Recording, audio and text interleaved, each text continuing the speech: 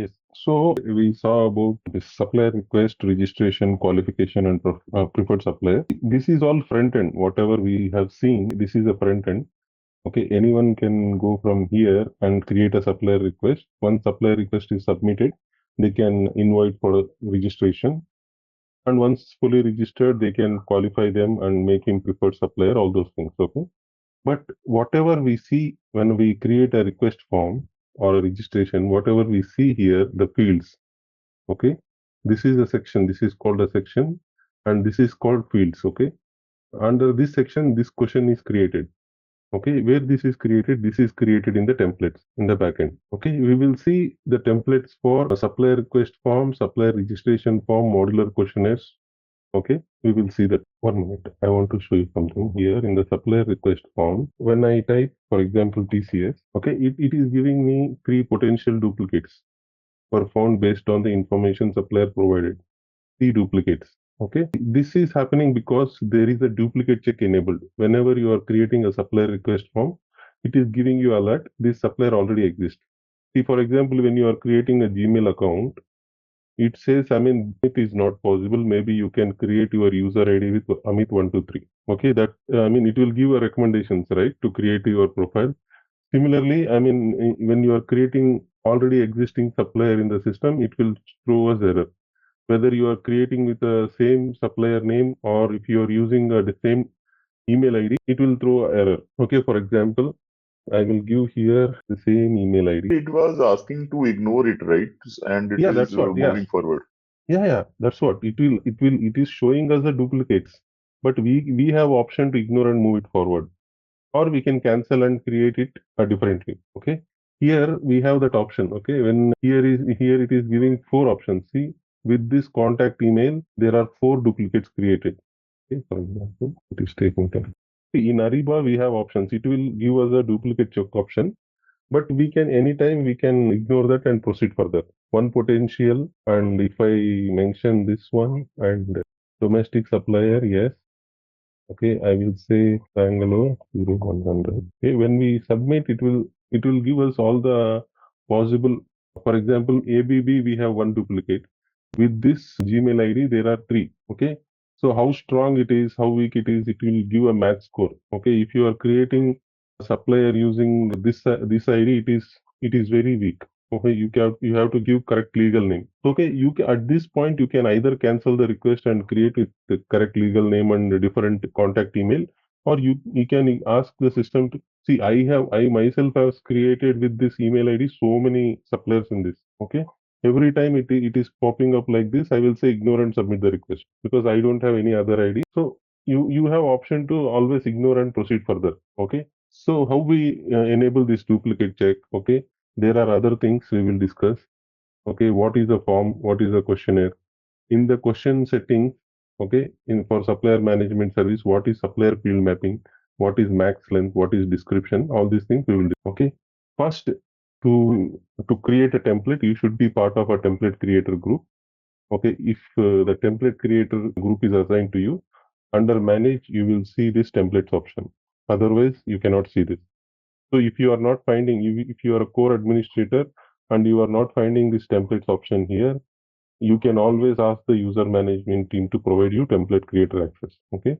See, one more thing I want to tell you is like supplier request and supplier registration is same for all the suppliers.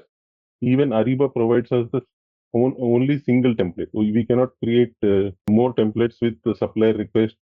See, always when we are creating a supplier request form, it is not asking which template you want to use, isn't it? For registration, it is not asking you which template you want to use.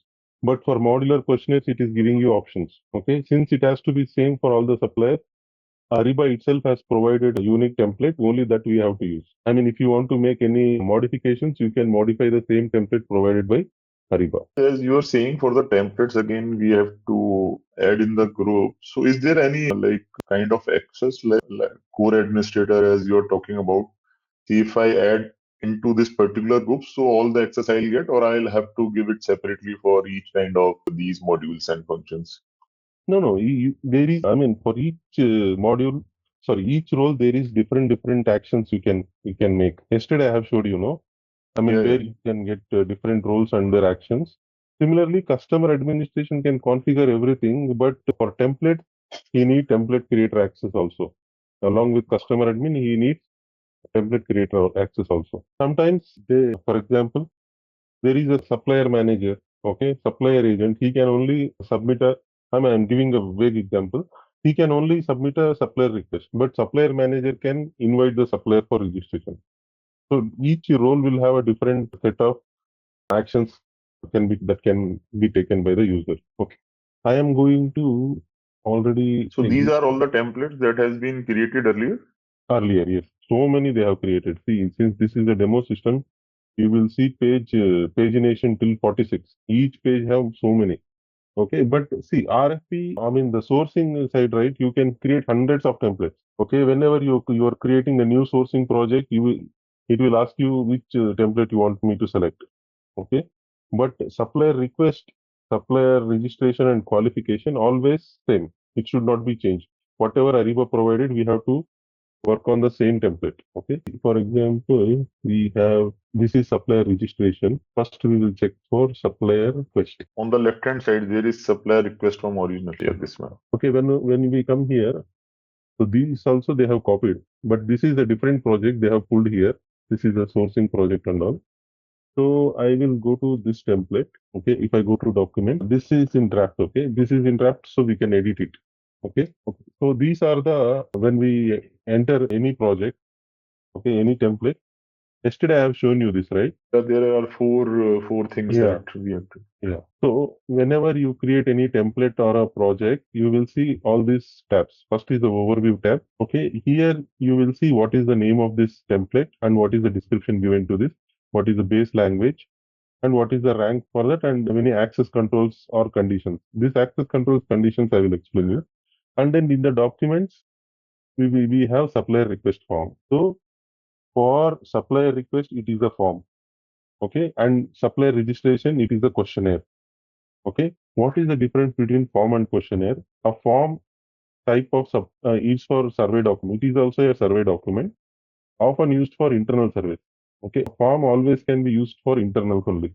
The supplier request form is internal. Registration form is external. We are sending it to supplier.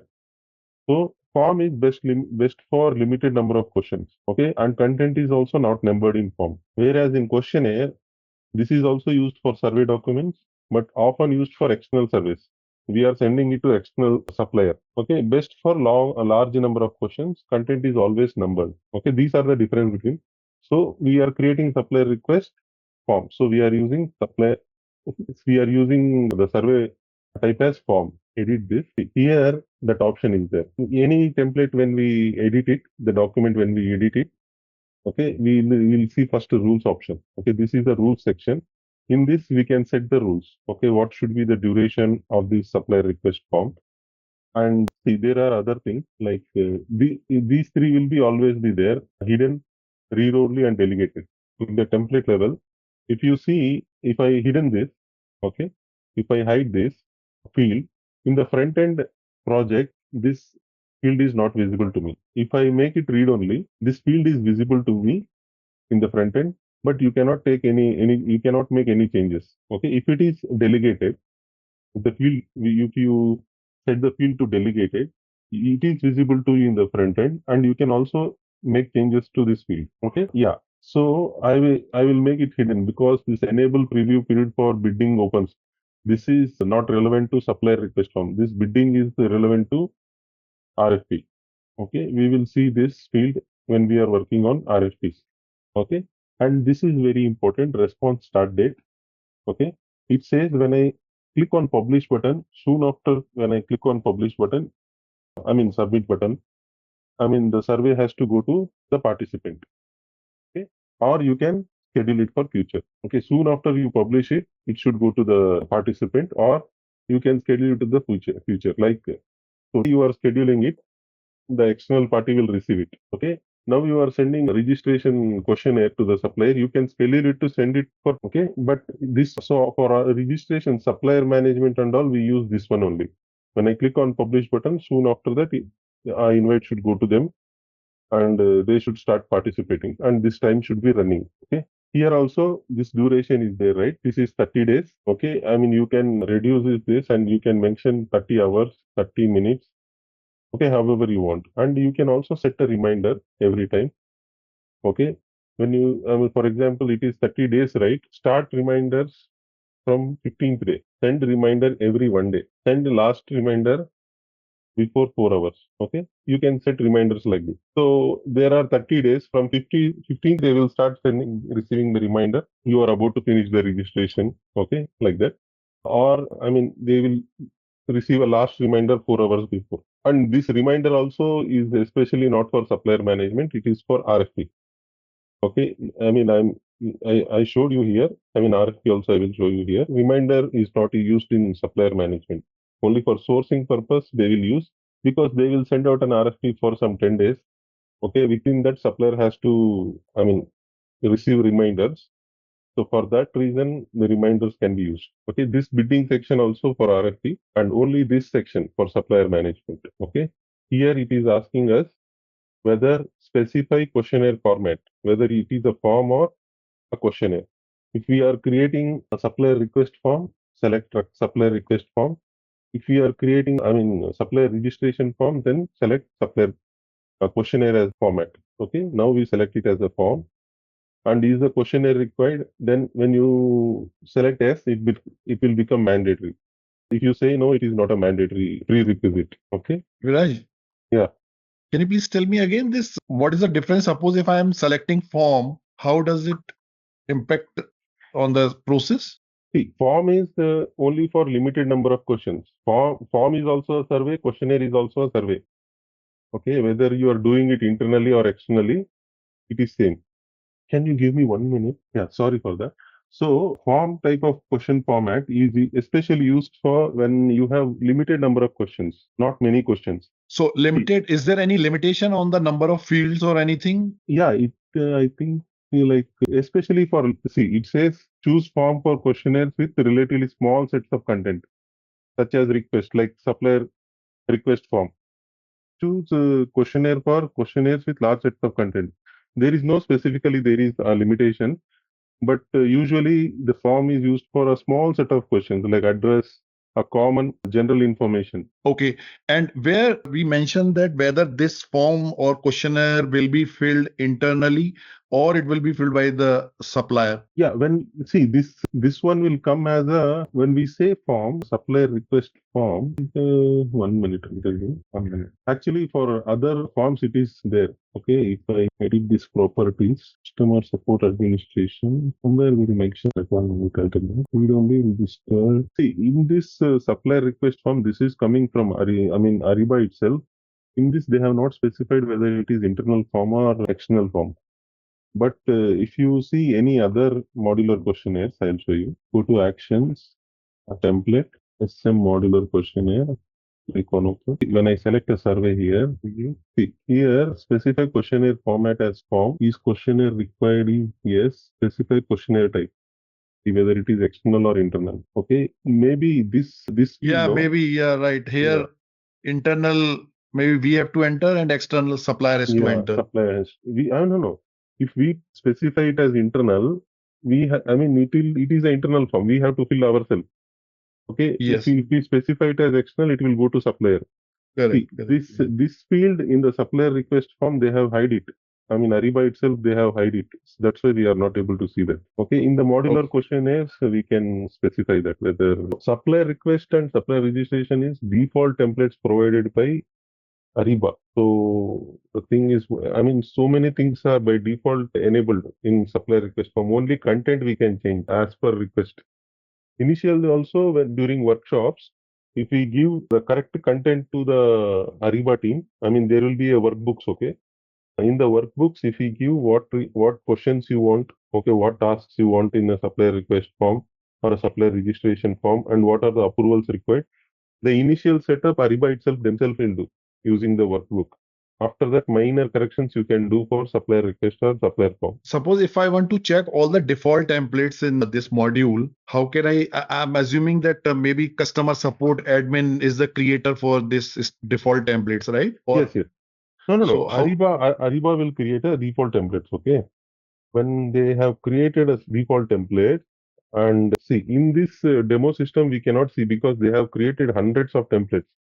So you see the pagination itself was 46. I mean, there will be a default templates. We have to search for them. Yeah, so what I want to see is that what are the default templates? Maybe just couple of for supply request form, right? Or Hmm. more. No, no. Supplier request, supplier registration, supplier qualification, preferred supplier. These four are default templates. Okay.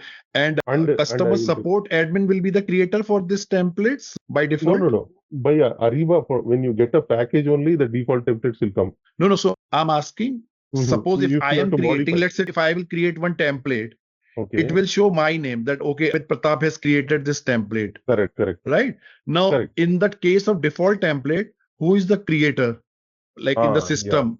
correct. I'll show you that. It will show, for example, here are different people, right? The customer support admin, it will show customer support admin as the default template. I mean, if this is from Ariba. Okay. And can we edit this template, or we have to create a new template to default this all fields? No. We can edit the same template. We can copy or open. So copy option they have disabled for supplier request. Other form of templates we can copy.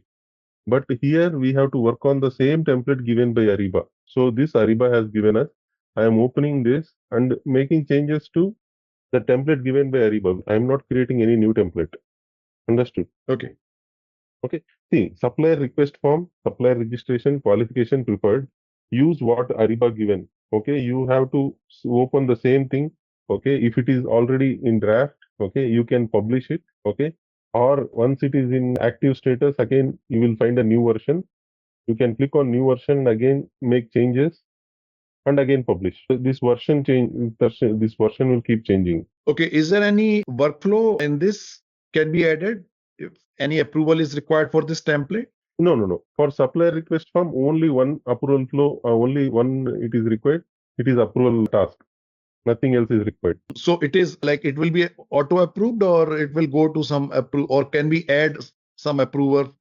Yeah, we can add approvers. See, for example, so we can edit this task. So this is approval task. I will tell you the all different types of tasks we have. So currently there is no approver, for example. Okay, you can add approver. Okay, and there are three types of approvals: parallel, serial, and custom. If you add parallel approver, okay, a node will appear like this. Okay, and if you click here, and you can add one more approver here. Okay, this is parallel. They are in the same line. Okay, and if I show you serial approval, okay, this is 17 is the first approver. After he approves, the second guy can approve. After he approves, third guy can approve. This is serial fashion. That was parallel. Okay, and this can be made custom approval also. Okay, custom means however we want. Okay, one node we can prepare parallel, then next serial, again parallel, next serial. Okay, this is custom. We will see more about custom approval flow when we are working on PR approval flow.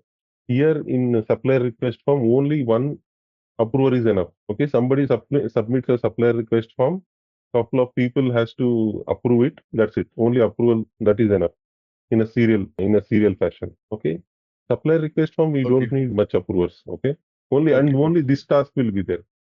Okay, we will talk about other tasks in other requests. I will show you there. So supplier request form in the rules, as I told, this is important. This section is important. You have to specify the duration for how many days you want to open this request form, and then this is important. Supplier management. Why there is bidding rule in supplier request form? This is the form which has come from the Ariba, right?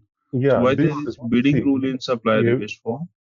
see, whether it is a supplier request for upstream all templates, okay, whether it is a contract, supplier, or sourcing, any template will have all these sections. Okay, timing rule section, bidding rule section, project owner section, market feedback section, all these section will be there. But we can make them all them hidden. Okay, Okay. we can. This is also not required. I can make them hidden. Got it. See, what is relevant to supplier for request form, we can keep it delegated. Okay, we can make all this hidden. If only existing information itself we can update, like we want to show, or if you don't want to show.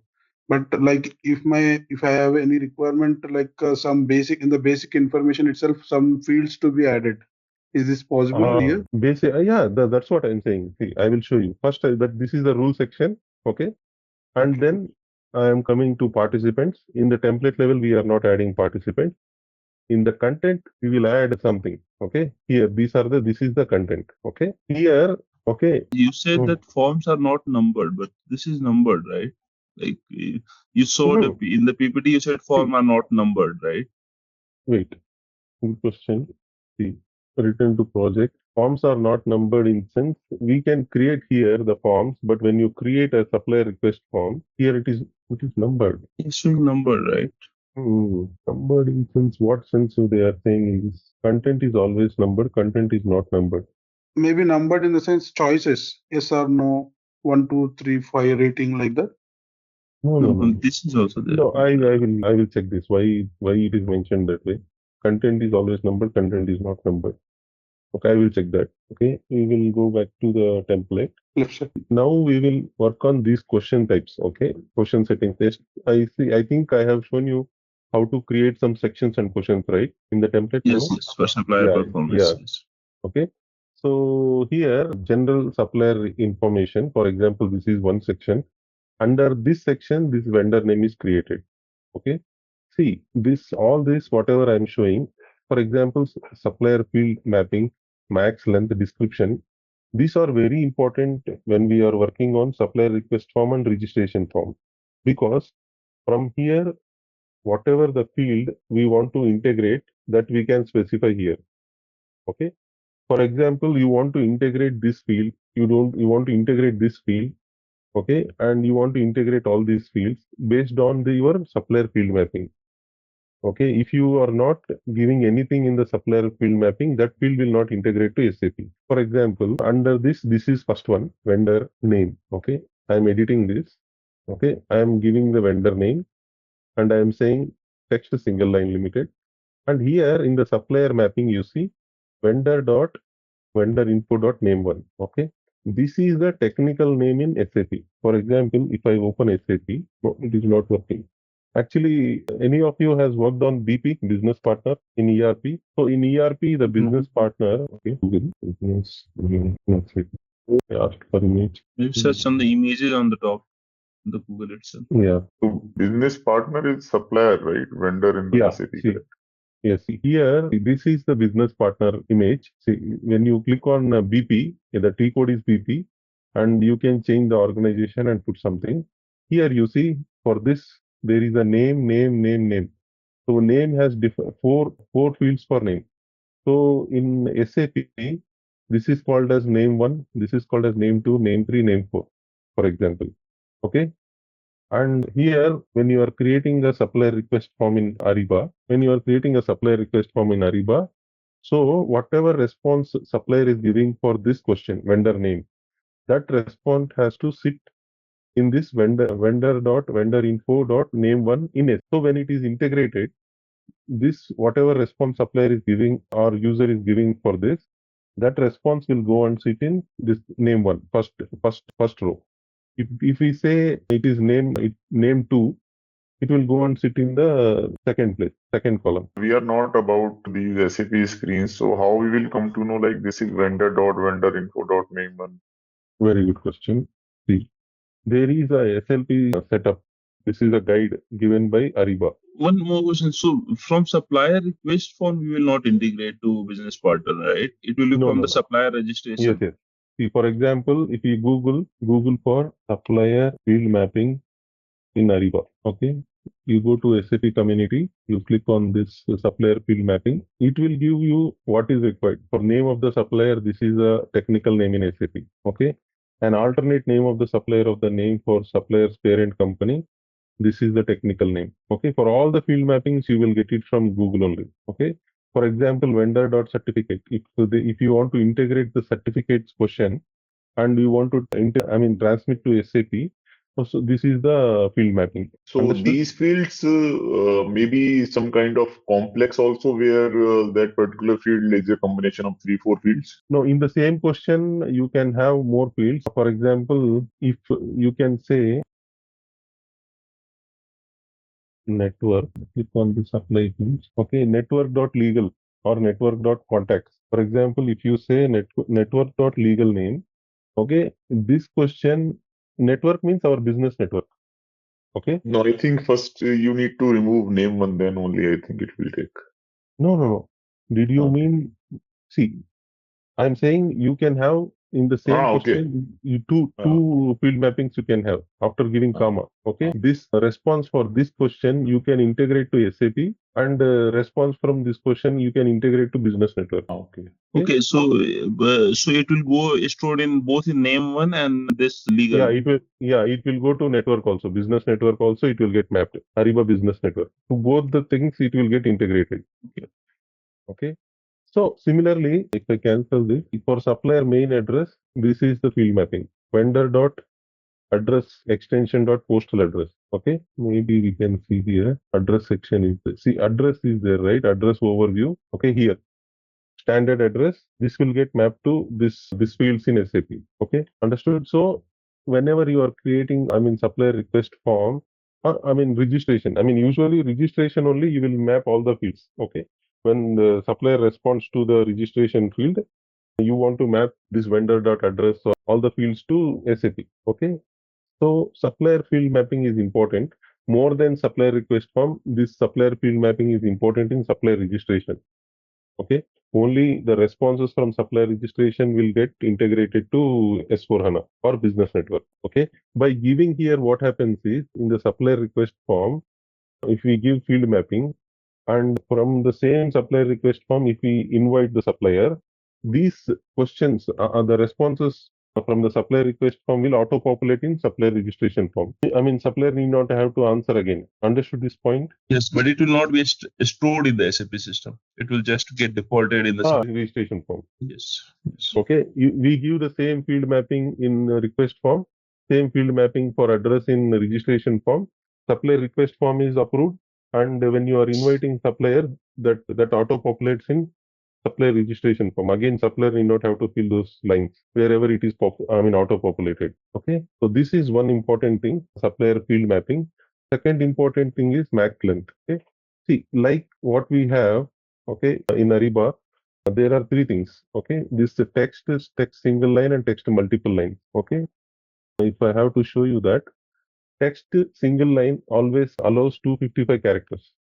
Okay, if you select text single line, it will allow you 4000 characters. Multiple lines, unlimited characters. Okay, and for example, we are giving text single line limited, and if you are not giving this max length, okay, and the supplier is giving, assume this is a request form, registration questionnaire, not a request form, and supplier is responding his legal name for about 50 characters. Okay, supplier organization name in 50 characters, but SAP allows only 20 characters. For that reason, if we give here a max length of 20 or 35, okay, and when supplier is responding for this question for legal name, it will stop him when he is crossing above 20. Understood. If you don't give 20 here, okay, Yeah, understood. Yes. yeah. Right. So if you go, So don't where give is for 20. the mandatory one? Yeah, it is mandatory. See, when a request form, for example, here the length, it allows only 20 characters, for example, in SAP. And if you don't specify any length here, max length here, okay, you don't specify any max length, and supplier is providing some 50 character answer for that, and that will get stuck. It will not get integrated. It will throw us error. It is exceeding the maximum limit in SAP. That is the error message. Then we understand the supplier is providing an answer the answer length which SAP does not support. So to avoid that, we have to give a maximum length for the response as 20 or 30, whatever SAP supports. Okay. And if it is a standalone, okay, we are not integrating anything with Ariba, these things are not required. Max length, supplier field mapping, all these things are not required. Only for integration point of view, supplier field mapping or max length is important. Understood? I was just asking, this response required is for the mandatory one or what? Mandatory one means? No, means if I want to make these particular field mandatory, so what is the setting? Yeah. Sorry. See, this is the one. Response required, if you say yes, Yeah, that's participant what I was required, asking. yeah, this becomes mandatory. Not required becomes not mandatory. Okay, you can skip this answer and proceed further. If you say yes, participant required, then this becomes mandatory. Okay. And this And the third option, there was a third option also. response required from the owner. If response is required from the project owner, whoever has created it, then it becomes mandatory. He has to respond. Participant, if not responded, also owner has to respond to that. We have, yeah. So participants can not respond it, but before moving owner needs to respond, fill in value there, right? Correct. Okay, and one question came in my mind, Viraj. So, if let's say in the SAP, can I directly create a business partner, and that will be sync here also in Ariba? Yes. There is option called DRF out. Okay. So basically, when we talk about supplier integration, it is bidirectional. Bidirectional means two-way sync is possible. Okay. There is something called DRF out configuration in SAP. If you configure this in SAP, if you ask your counterpart, SAP counterpart, configure this DRF out transaction in SAP. When you configure this, I mean, if you just have to enter this T code DR out, okay, and it will ask you which supplier you want to send it to SAP. Then you can mention the ERP ID, and the supplier will come in Ariba. Okay, from Ariba, once it comes to Ariba, you can send, I mean, a formal registration form to the supplier to get registered in network. So this particular mapping is bidirectional, or if I need to bring from the SAP side, so there is a separate mapping, or this particular mapping is bidirectional? No. See, when I say bidirectional, supplier request form will not come. Okay, when some response is coming from SAP to Ariba, request form is not required, right? Only registration form we have to link. Okay, there also these field mappings are not required for DRF out. Okay, it will come and sit in this whatever architecture we have. It will 1 minute. I'll show you. That will come as a, I think, approved supplier and vendor ID also populated. Correct. In the 360-degree profile, we have some section called ERP data, right? ERP data I have shown you. Correct. Yes. Okay, there it will come and sit, and you can then send a registration and make it a complete registration form. Let me show you that. See, all this information, SM vendor ID, and there is a ERP vendor ID. When you make it DRF out, all this information will come and sit here. Okay, and then I'm going back to templates again. Where is this? Before it opens, there is one more thing called as a description. Okay, and we will talk about such term: description, validation pattern, and sensitive data masking. If this parameter is enabled, it will show us. Otherwise, the sensitive data masking is nothing but, for example, you receive sometimes when you spend something on your credit card, no? Okay. Yeah, there are some. It will mask all the other credit card data with X, and only last four digit with which one, right? That is masking, data masking. Okay, it will mask all the other data with. Maybe there are bank account information also, right? Yeah, bank account information. See, in this case, when we do a sensitive masking pattern, 0 to 9, okay, nothing is visible to you, and only last four digits are visible to you. Okay, these are the regular expressions. I mean, if anyone has worked on Java or any other programming languages, they will understand what are regular expressions. Okay, yes, even for the neckline and all those things, correct? Yeah, and even for validation pattern, here we are giving 0 to 9. For example, what is the question? They have not visible. For example, say telephone number. Okay, the telephone number or pin code, we are saying 0 to 9, and max length is 7. Okay, and we are also giving error message stating, please enter minimum of 7 digits, no special characters are allowed. Okay, first of all, for the telephone, alphabets are not allowed, and pin code also alphabets are not allowed. And the max length, they cannot exceed 7. Okay, this way we can give a validation pattern for every question. Okay, for example, vendor.name. Okay, what validation pattern you can have? A to Z is a validation pattern. Okay. Hey, you know, ZaranTech now offers SAP corporate training. That's right. Train your workforce in SAP with our comprehensive program. We offer customized courses, certified trainers, and hands-on labs for both individuals and businesses. Our standout features: bespoke training, fully configured servers for practice, in-house materials, and a dedicated LMS. Plus, get session recordings and 24/7 support. From functional to technical modules, we have got it all. Choose ZaranTech for SAP training and watch your team excel. Learn, upskill, succeed with ZaranTech. They cannot exceed. This is a regular expression when only alphabets from A to Z are allowed. And you can enter this as an error message. If they want to enter any special characters or numbers, please enter only alphabets. Numbers are not allowed for the company name. Or no, please don't use any abbreviations. Okay? I have used that error message also. I show you. Please only use alphabets. Numbers or special characters are not allowed. Or you can say don't use abbreviations or special characters or numbers. Okay. So when you are trying to give something else in the validation, I mean, it will throw an error message. Okay, we'll see that.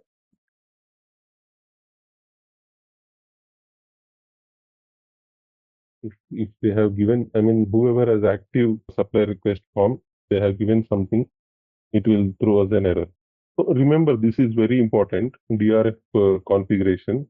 Okay, I mean, even in case of, I mean, you are going for assessments, I mean, exams, they will ask, what is the bidirectional, how can you send vendor information from SAP to Ariba? Okay, that is through DRF out. Okay, if I come here, create requisition, if they have set any validation, it will, let's see.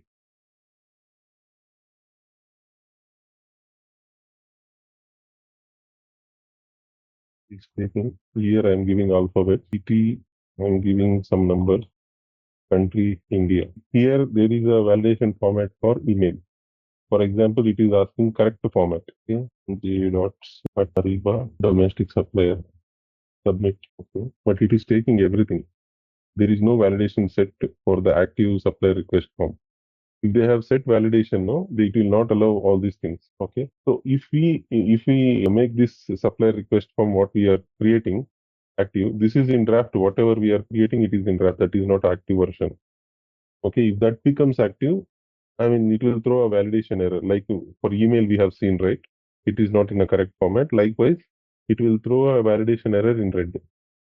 Sorry, it is taking a long time. Okay, and there is the option for search term, right? I'll show you that. So in the search term, we can provide this, for example, publicly available sustainability report. Okay, we can give some search term. When you are searching for the supplier, I mean, it will ask you whatever search term is giving you have given, you want to search within that filter. If you say yes, only within that search term, those suppliers will be visible here. Okay, supplier request form original. Okay, here in the content, if I go to this question, edit, okay, here is a search term. You can specify anything as you want. Okay, environmental and social responsibility. Okay, if you provide this as a search term, and in the search page for the supplier, it will show this option. You have to click on yes to find the supplier, and without that also you will find. But if you specify the search term for all the suppliers, registered with this search term, you will find them as what you call in a separate page. You want to search only suppliers with this search term, environmental and social responsibility. Okay, if that is the case, you can specify that search term here. Otherwise, this is not required. Can you please tell me that how to add any section or including subsection in this form? Yes, I will tell you. Okay, if you go here, click on add section in the content, say general information. So I have created a section for general information. Again, under that, you have to select this and click on question to come under this, or you can select the question from here. Okay, say name of the company, okay, and select the answer type however you want. So these are all the different answer types. Okay, for example, I'll show you one more thing. Now I am selecting text single line limited. Okay, and clicking on done. This is one question. Then you are asking a question called which commodity you belong to. Okay, what commodity you supply? Commodity you supply is the question. Then we can give an option from our master data within Ariba and select the answer type as commodity. Okay, so when you do that, okay, when you see commodity you supply, there is a select option. This is from our master data, internal master data. Supplier can see this internally or externally. This, I mean, they can check this hierarchy and they can respond to it. For example, they are supplying all these.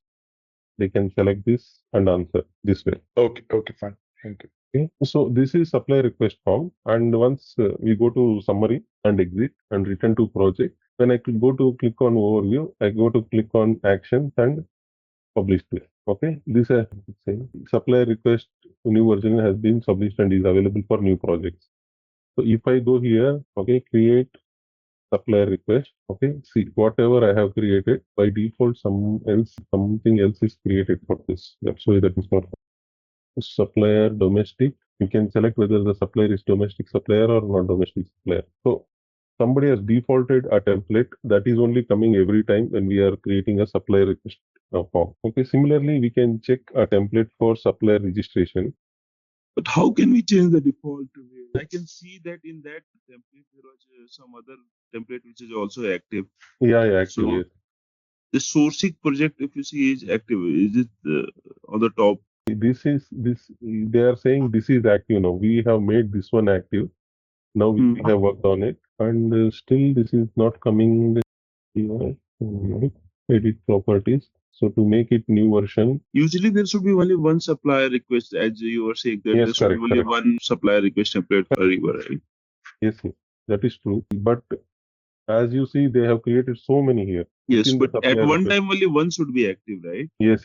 Maybe two different things are active. We have to make them inactive and here something is active. Supplier self-registration form. Self-registration form. Let me check that. So maybe we should make it inactive.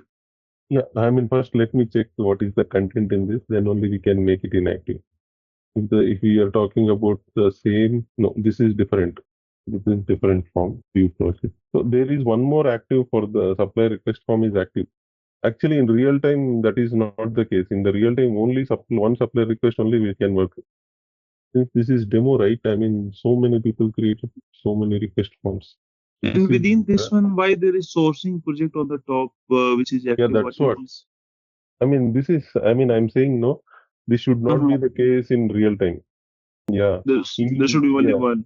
One, yeah. In the can you open the sourcing product which is saying project which is showing active on the top, the first one? What is the content of this? Yeah, no, this is not the one. So it is very hard to find out which is the active one who created, because there are many templates created in this. That's why it's allowing more than one to be active at least? Yeah, it should not allow. What they have done is, I mean, this is from some third party, so they are giving access. This is a self-registration form. This is more than one. See, this is the one, I think, active template. Yeah, this is the one, correct. See, you see yes, this is the one. This is the one.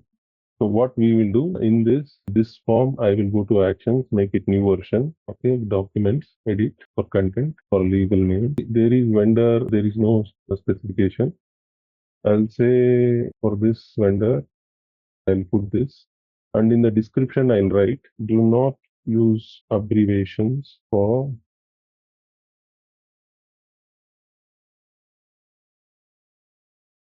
company legal name. Okay, so I hope this is the correct expressions for A to Z, right? But they can use dot hyphen also, right? This is just for test, like testing, yeah, just for testing. Okay. And for example, for the testing, we can also try to change the prompt name, right? Supplier legal name, just for the testing purpose. Yeah. For example, you can specify this for the postal code. Postal code, there is no validation for this. Okay. Let's see, I mean, how it comes. First thing, okay, I have given description, right? Whatever description I have given, when I hover my screen on the supplier request form, it should be visible. And we should not be able to create, I mean, without letters. On one thing here, Viraj, by search item, by saying that it creates a stuff, it creates a new page. So where, like, it will show differently or something, like, let's just put ABC as search term. No, like this. See, whatever search term we provide, you see the screen, that here in the search field, it will come as this. For example, environmental and social responsibility. Okay. You can select only those suppliers under environmental and social responsibility here. If you select yes, and yeah, only those suppliers with that search term will come here. Okay. This actually comes for, beneficial when we are working on supplier registration. because in the Okay, we'll supplier, see it yeah, at that time. Like yeah, how we yeah. can see. Now I will click on done. Next, exit, return to project, overview, actions, publish. Okay, now this is published successfully. If I go to here and supplier request, so see if supplier is, whoever is creating this supplier request form, if they are not, doesn't know what to do, okay, I'll try to see. Please use only alphabets, number and special characters are not allowed. Okay. At the same time, it should show the description also. Maybe on the what there is a what sign. There is a this sign. Yeah, this one, yes. Do not use abbreviations for legal company legal name. This wasn't there earlier. Now, after putting this description, it has come. So this is useful for people who don't know what this field is for. Okay, and template. Now we will see. That is about supplier request form. Now I will see supplier registration form. Registration form, when I go here also there is supplier registration form. There are many registration forms. Okay, here, for example, here there is a supplier registration questionnaire and internal registration questionnaire. When we are working on internal registration questionnaire, after the supplier registration is completed, okay, if I go to the content, okay, I will go to the rules, for example. Here, internal registration questionnaire, it is a questionnaire type and specify this questionnaire type as supplier profile. Okay. So we have seen external and internal. Supplier profile is nothing but whatever this questionnaire response, it will add to the supplier profile. I'll show you the content and you will understand. Okay. For example, see these all codes, for example, which account group the supplier belong to, whether he is a PO vendor or non-PO vendor. Okay. And reason for blocking or unblocking. This is used only when we are blocking the supplier. Okay, and you have to give a reason, bankruptcy, bank listing, or inactivity, or something. And this company code, whatever you see, it is also coming from SAP. There are two company codes. Okay, those are being used. If I go to SAP, I don't know if I can be able to log in. Okay, this codes, for example, all these account groups, company codes, account clerk, all these codes are coming from SAP only. So when we are creating this, we have to insert them within the brackets. Okay, within the brackets, SAP MM. If you ask SAP MM team, they will give you the codes for non-PO vendor and the code for a PO vendor. Okay, you can keep it as a list of choices. Why this is important is see now the supplier is registered. You want to map him to the supplier profile, with which company code or which purchasing organization he belongs to. That information anyways comes from SAP. But prior to that, within the supplier profile, internally, they will adding this information to the supplier. This is after the supplier registration. Okay, internally, the procurement guy will answer these questions, not the external team. Okay, these answers will add to the supplier profile of the supplier.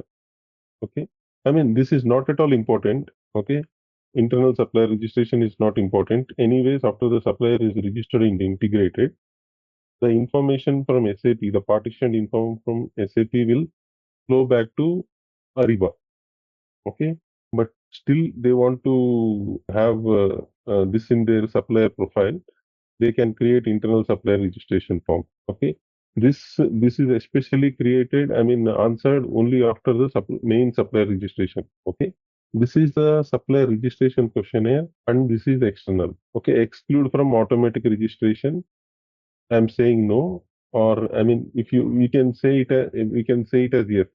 It will be excluded from automatic registration. We cannot make it automatic registration. Always we have to click on invite and send it for registration. Okay, if we say no for this, once supplier request form is fully approved, automatic registration will go to the supplier. So basically, these supplier profiles, if I talk about the accounts and these company codes, maybe these particular templates are sent to the payables team where they will fill it up and send it back, or how it is? Yes, correct. After the registration is completed, so this accounts payable team or whoever wants to link this supplier to a particular company code or account group, they will have to do this. What is the supplier payment terms? Whether he is a domestic supplier or a foreign supplier. See, for domestic supplier, we can actually select it as a domestic or foreign payable supplier. See, what difference it makes is, if he is a foreign supplier, there will be some withholding tax applied. If he is a domestic supplier, there is no withholding tax applied. Similarly, this is the code. I mean, whatever this 21150, this is for domestic supplier. Domestic supplier is recognized with this in SAP. A foreign supplier is recognized with this in SAP. Okay. Similarly, I mean, you can specify whether this is a PO vendor or a non-PO vendor, what language, the supplier correspondence. All these things are related for, I mean, for supplier profiling. We'll go back to our supplier registration form. In the rules section, we will specify only these rules. Okay, 30 days, send reminders every 1 day or 0 day. We can send this periodically. Keep questionnaire. Okay, and one question also came in my mind. Let's say Mhm. this particular template, any template, it's let's say sent to some multiple persons, right? Maybe 2, 3 persons. Okay. So how the system identify or merge the changes, or how it overrides, like how is the system process these changes once they receive the response from the multiple members? Multiple members in sense, I mean, you are sending a registration to multiple suppliers. No, I'm talking about this supplier profile thing. No, That is the supplier. internal one, but that I can send to multiple persons, right, within the team. No. No. You cannot. I mean, there is only one guy who is responsible. Who he will select what is. I mean, only team or individual. Okay? I mean, there can be a team, a person from a team, or an individual will submit it. Multiple persons, they cannot change it, right? I mean, only one person will define which company code or which purchase order the supplier belongs to. Okay, once supplier registration is approved, okay, supplier is registered. Before supplier is registered, before approval, there is a task pending which we have to mark it completed. Okay, you remember? Can you go to the participants for that template, that supplier profile? Participant will be blank. So See, to in the part, template, in template or in any template, participants will be blank. Only in the front end, we will, I mean, set the template. I mean, set the participant. I mean, moreover, for each supplier registration, single supplier, I mean, we are inviting, not multiple suppliers. no, supplier. Supplier. It is okay. I was just thinking when we are Wait, sending internally in the team. So wait, I'll show you what you have to do. We'll go back. This is the one, a view supplier profile questionnaire. This is registration. Okay. After registration is done, okay. Once in registration completes. After that, complete internal registration questionnaire. Okay, this goes to only one person. Okay, he will click on this internal requisition and he will answer all these questions, not multiple people. He will answer all these questions. I mean, he can modify. Okay, when they modify, the version 1 will be here, then latest modified results will be here. Again, this will replace as version 2 and new version will be here. Otherwise, it is single person. If it is modified also, I mean, the latest answers will be this one, the latest version. okay.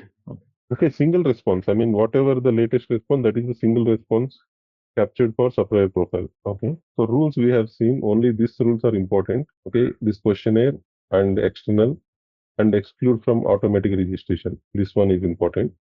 And when we are coming to this timing rules, keep questionnaire reopened indefinitely.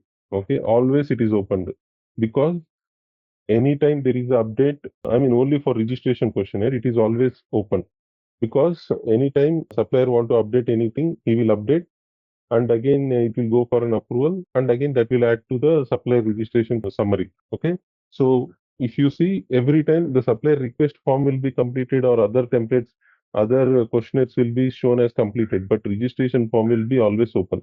Anytime supplier intends to revise the response, he can go to his supplier registration page and he can click on revise the response and he can modify his answers.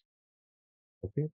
So for that reason, we have to select this, keep questionnaire reopened indefinitely. And if you want to send any reminders, and this is also not applicable actually, because there are no reminders required because since it is opened indefinitely, I mean, they can go and revise the response anytime they want. Okay. Initially, it is open for 30 days. During that time, maybe you can set reminders to register. But once it is registered, they can revise the response anytime. So they can again resubmit the response, Yes, yes. So even after 30 days, they can open and resubmit the response. Yeah. After 30 days, I mean, it is open indefinitely. I mean, you can again reopen it. Okay. And again, they can revise the responses. When they revise the responses, again it will come for approval. Okay, when it is approved, again in the system, the changes will be replicated. New changes will be replicated. Okay. Yeah. Like unlike other templates, supplier registration form should be open always, the registration questionnaire. And in the content, if you see, it is the same content, whatever we see in request form, but it will have an extended questionnaire. Okay, like the transactional, I mean, are you willing and able to provide electronic catalog content via Ariba network? Okay, I mean, transaction information, mail ID, PO email address, note language, PO email address note, remittance email address, okay, remittance address note. See, for example, for general communications, there will be a different person responsible. For remittance and payment information, some other person responsible from the supplier side. Those information they have to provide here. And this is contact details. I mean, this is very small. If you see, I mean, in the real time, the registration form will be of more. I mean, here you see only 3 sections. You might, in our registration form, it is about 17 sections. Okay. In the last, again, they will ask whatever you have entered in this registration form, you will agree and provide your consent. And I mean, it is all correct. All those things you will ask. I mean, you will accept our bidder agreement. I mean, they have to confirm yes. Okay. And along with this, there is something called repeatable questions. Okay. For example, there is a repeatable section here. Okay. When I say repeatable section, the questions will be repeated every time. For example, bank information, and click on OK. And here again, you will say add as a repeatable section, add bank details. Okay. And click on OK. And again, under this, you edit this and here add a question. Here you will say bank account number. Okay. And then you will say add question for account holder name. Okay. Now again, see there is bank account name, there is account holder name, bank region. Okay. You can drag and drop any of the questions within this folder name. When I'm adding, it is going from question holder name. Okay. This will have question holder name add inside only. I'm saying it's required. Click on that. Okay, next page it is going. Sorry. Okay, account holder name. So these repeatable questions, how we can view them in the front end, I will show you. When I say bank account name for account details, see, this is add bank account. This is add bank account details. In the front end, how you can see this, I'll show you. Return to project. We don't have a preview option here. Because we have not added any supplier. No, if we add the supplier, we can act as supplier. I mean, preview option will be there. So for that reason, I'm going to act as the supplier. Okay. We have completed this registration long back. Okay, and the supplier is also registered. But you see, this is still open every time, supplier registration. So all others are completed. Okay, you can, for example, revise response. Okay. And see, these are called repeatable sections. If I go to bank information or contact details, only for bank information and contact details, you can use this repeatable sections. Okay, when I use this repeatable sections, okay, the supplier can see like this. He has added first bank account. To add second bank account, he can click add an additional bank account. And third bank, he can add one more. Fourth bank, he can add one more. Okay. If he has multiple bank accounts, accordingly, he will add all the bank accounts, and that will get all this bank information will get integrated to SAP. And he can set up primary bank account for every time for the accounts payable to make the payment and other things. In some case, see, they will provide all the multiple bank information. I mean, for some time they will say, I mean, this payment, send it to this bank account. Okay. And next time they will say, send payment to this bank account, make this as a primary bank for this time. So for the supplier to fill this information multiple times, this repeatable sections are created in the questionnaire. Understood? Okay. This can also be created for contact similarly.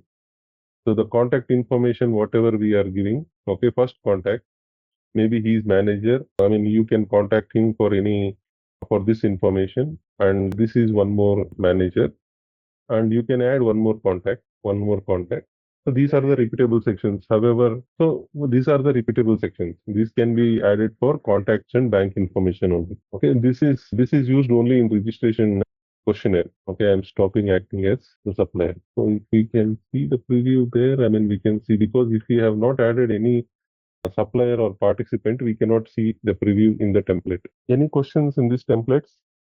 Request form and supplier registration form. So the qualification and disqualification will be also in the same fashion. And there is a template for performance management. We have not touched on performance management. We will start performance management now. We are creating the supplier request, like the information, maybe the buyer knows the information of the supplier, or like a supplier is requesting from somewhere and we are receiving the information and we are creating a supplier request form, right? We are initiating.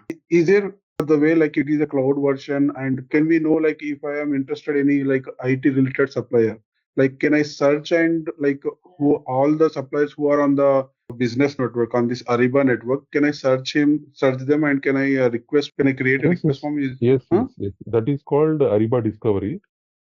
Okay. I mean, in Ariba Discovery, that is only possible to show you in production. See, if I click on this create, I mean, I'll go back. So supplier discovery, what happens? See, there will be a lot of suppliers in the network. Okay, all are in the cloud. Now this is SAP Business Network Discovery. Okay.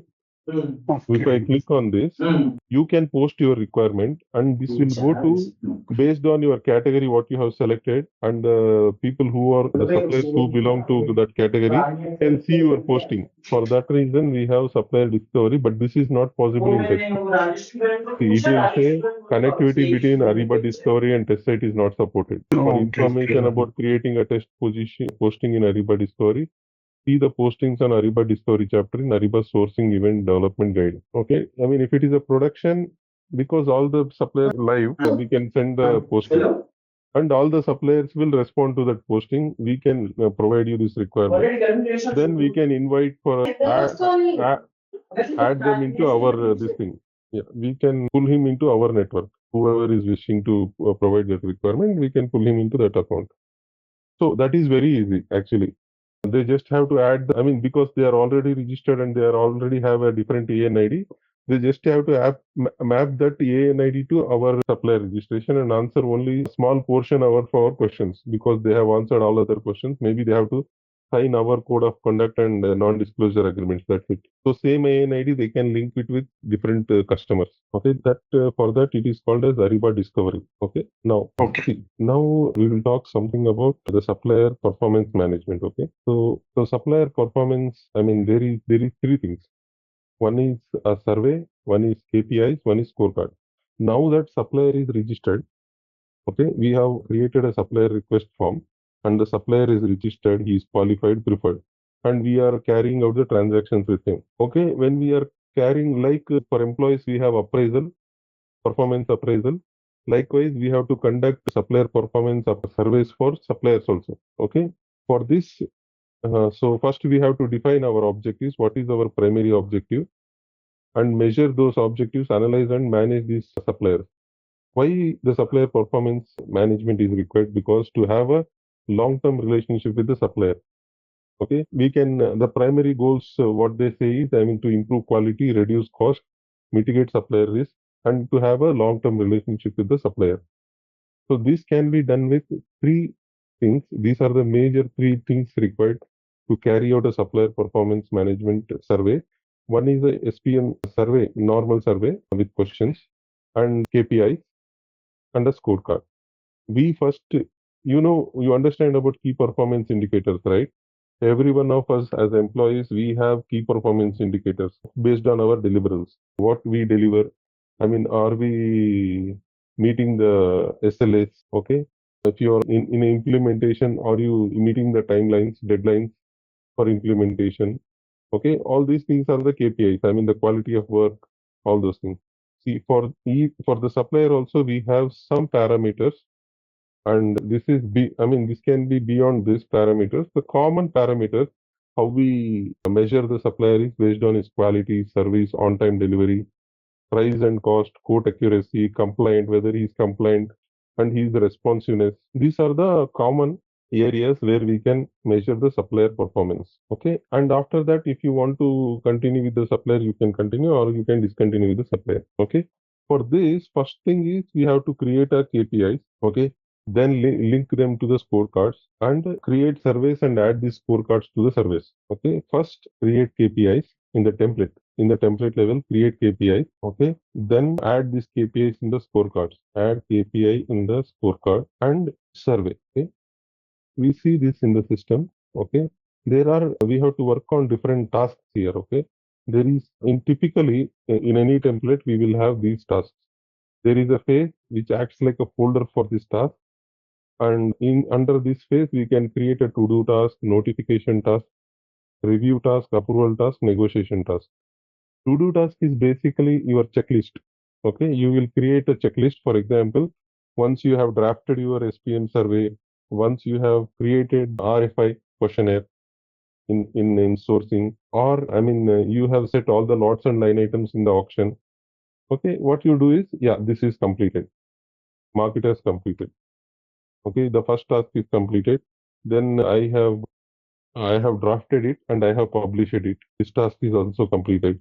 I have invited the participants. Okay, this task is also completed. You are making a checklist, and as and when you are completing that task, you are marking it as completed. That is a to-do task, to-do list. Notification task is you will create a notification and you want to notify somebody and you will send a notification task. Okay, review task, you want someone to review, you will create a review task. Here they will review and mark it as completed. Okay, they will receive a review task. For example, at a contract document, they will review everything. Everything is correct. Here the approval is not required. They will say it is reviewed or it is completed. So approval task is basically used for approvals. Okay, when you are creating approval task, you have to specify whether it is a parallel or serial approval or custom approval, and that whatever defined approval that will get triggered in the live session. Negotiation, this is used for contracts. When you are negotiating with the supplier on contract legal terms, this task can be used. Okay, we will see this. So first thing is how to create a KPI. From manage, there is a sourcing library. So first I will show you how to create a supplier performance management survey. Then we'll see how we can create a template for this. Okay. So as discussed, so we have to create a survey based on these key performance indicators. All of them or any of them, one or two, we can create a survey to measure the supplier performance. To create a supplier performance survey, go to create and click on the supplier performance management project and SPM Limited. Okay. And you can specify a supplier name. For example, I'm taking this company and say it is not a test project or a test project. And you can specify which commodity code you are doing it for. Select the department. Predecessor projects is, here it is not used. The predecessor project is used when you are creating RFP or an auction. Okay. What is predecessor project is like, for example, any auditor is coming. Okay, no supplier manager, sourcing manager just can create a sourcing events, auctions, anything by their own. Okay, there should be valid backup document for that. Okay, for example, they can say there was a sourcing request.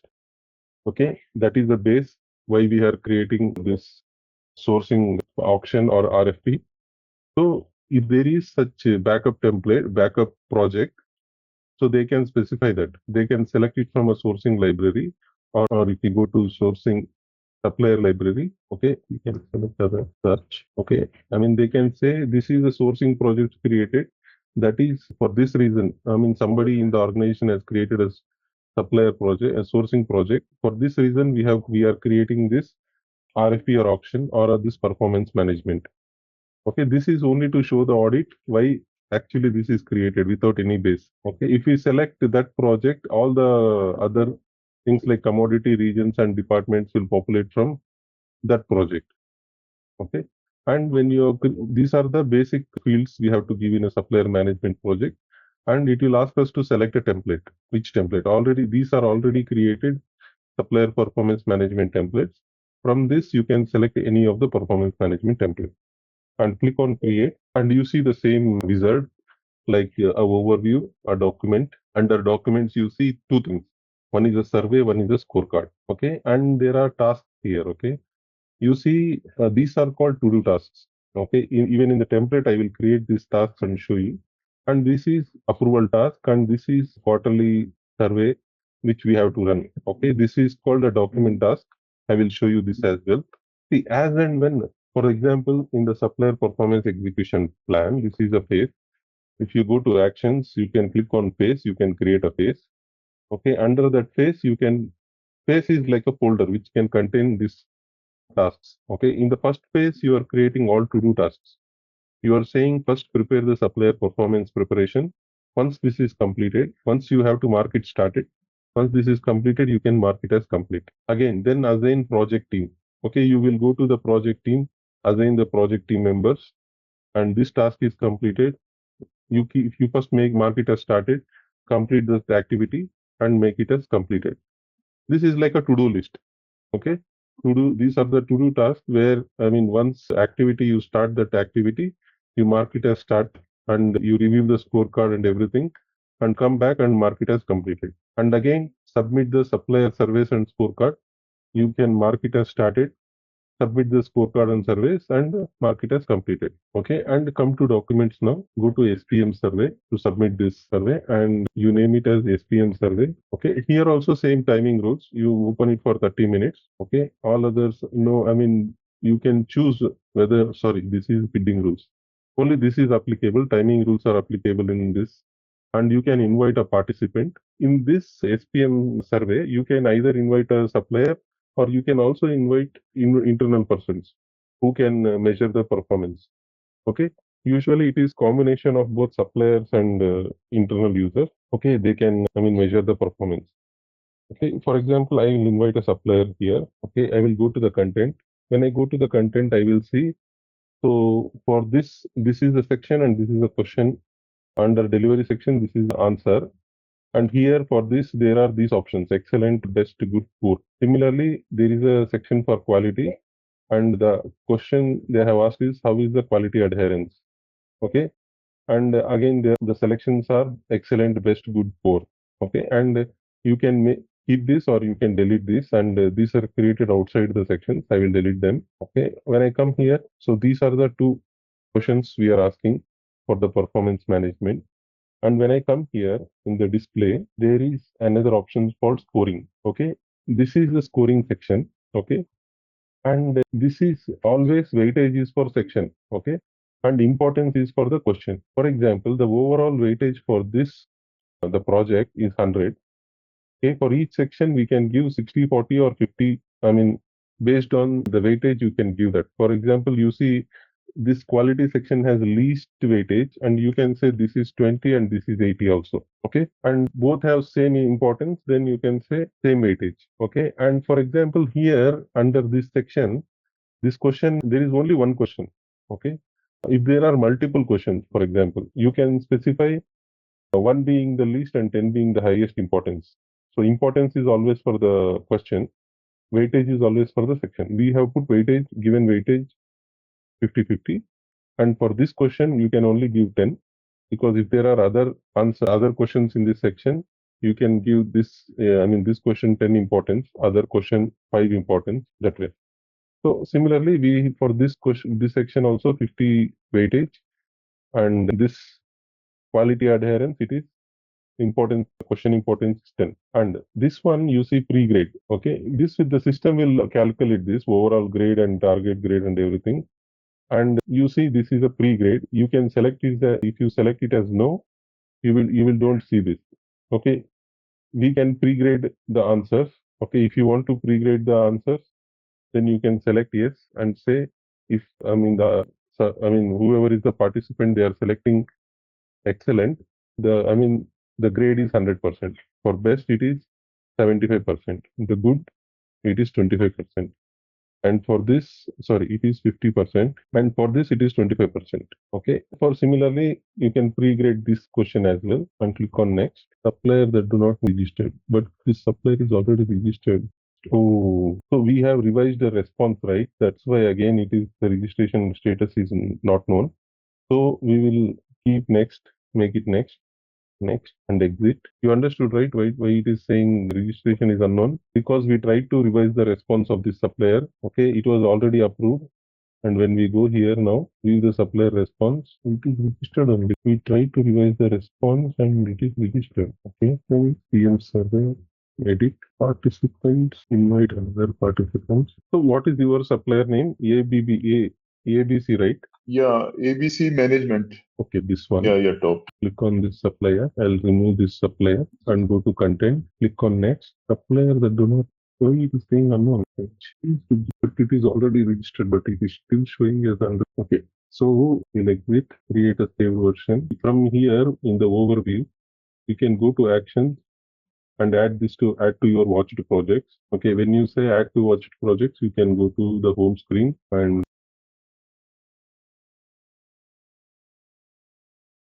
in the home page, you can go to your spanner and add the content. Oh, yeah, already it is added. So watch it projects, you see Supplier Performance Management Company project for TCS Limited and SPM survey for ABB Company Limited.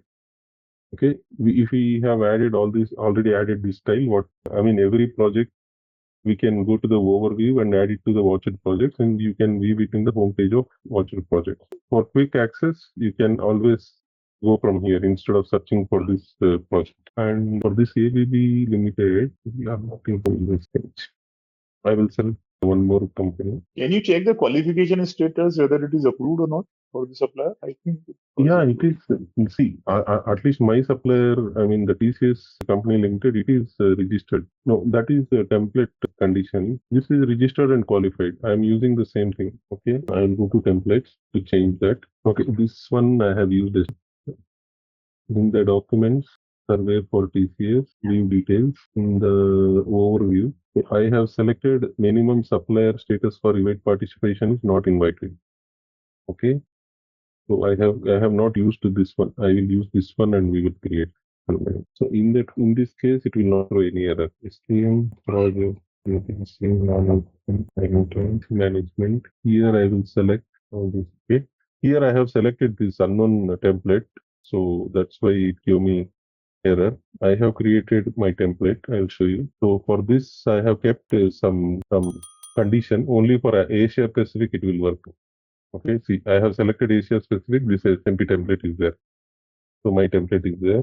I will show you how to keep that condition. I will create. Yes. Create. And actions, add to watched projects and go to documents. Okay, go to this SPM survey, edit. Okay, here I will invite the participant directly. Okay, content, we have these two things. And if we edit the scoring, we'll see the same thing. Okay, and click on next. And now we have publish option.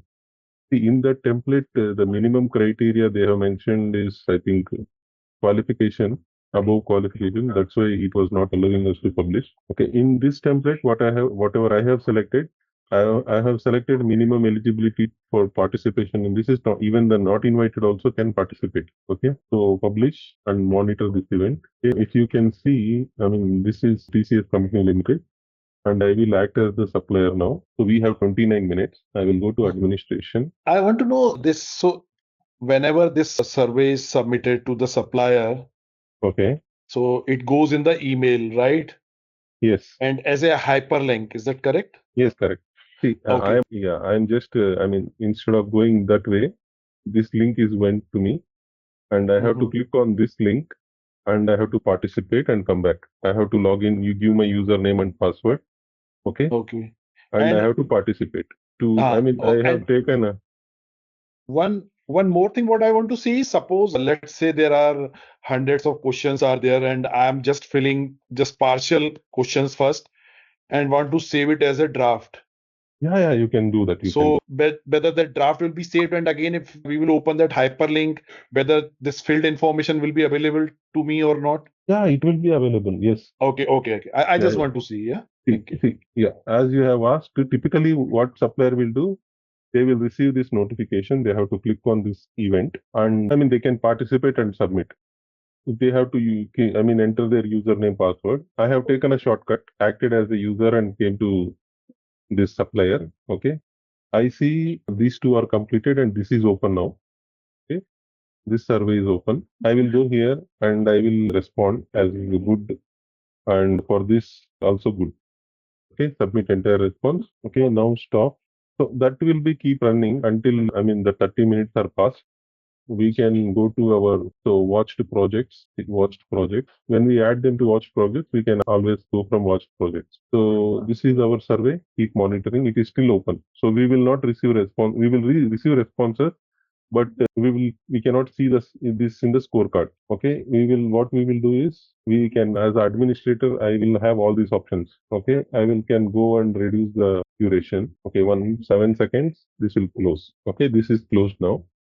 And if you go back to actions and click on this view project, we can go back to view project, and if you see the scorecard, open the scorecard. Okay, the responses have come. Okay, and you can publish this and say the performance period for this was from December 1st till, or we can say 3-month price. Okay, from November to January, and click on OK. Okay, this is also published. Okay, to do this, see, we have rolled out a survey, SPM survey, and supplier answered, and the same result is captured in the scorecard.